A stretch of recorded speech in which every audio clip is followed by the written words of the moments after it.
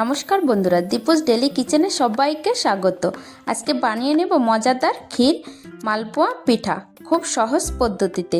বন্ধুরা, ঘরে থাকা 50 গ্রাম ময়দা আর 50 গ্রাম গোবিন্দভোগের চাল দিয়ে বানিয়ে নিতে পারো খুব সহজে ক্ষীর মালপোয়া পিঠা।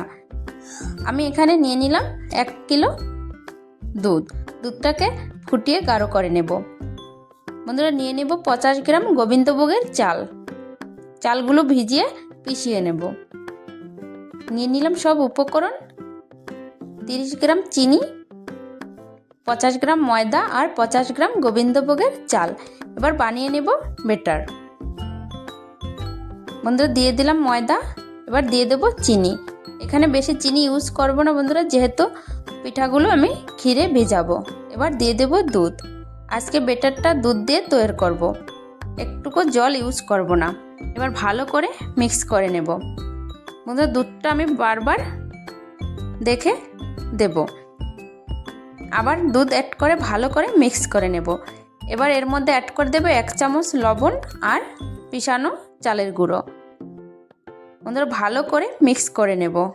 বেটারটা যত ভালো মিক্স করা হবে ততই পিঠাগুলো নরম আর ফুলকো হবে। বন্ধুরা, দেখো কত সুন্দর বেটারটা একদম স্মুথ হয়ে গেছে। বন্ধুরা, এভাবে আমি 10 মিনিট বেটারটাকে হাত থেকে ভালো করে ফেটিয়ে নিয়েছি। এবার ক্ষীরের জন্য নিয়ে নিলাম 100 গ্রাম চিনি আর দুধ। বন্ধুরা, ভালো করে দুধটাকে ফুটিয়ে গাঢ় করে নেব। নিয়ে নিলাম কড়াইতে রিফাইন তেল গরম হয়ে গেলে এতে দিয়ে দেব 1 চামচ বেটার। বন্ধুরা, যতবার পিঠাগুলো দেব ততবার ভালো করে বেটারটা মিক্স করে নেব।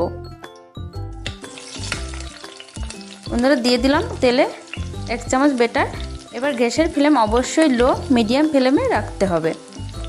এভাবে নেড়ে চেড়ে পিঠাগুলো আমি ভেজে নেব। দেখো বন্ধুরা, কত সুন্দর পিঠা ফুলে উঠেছে।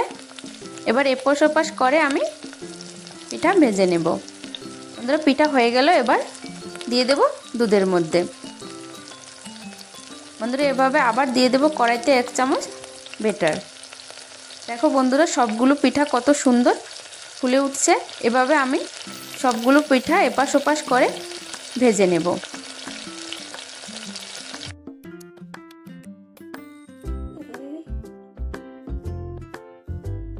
দেখো বন্ধুরা, সবগুলো পিঠাই খুব সুন্দর ফুলকো হচ্ছে।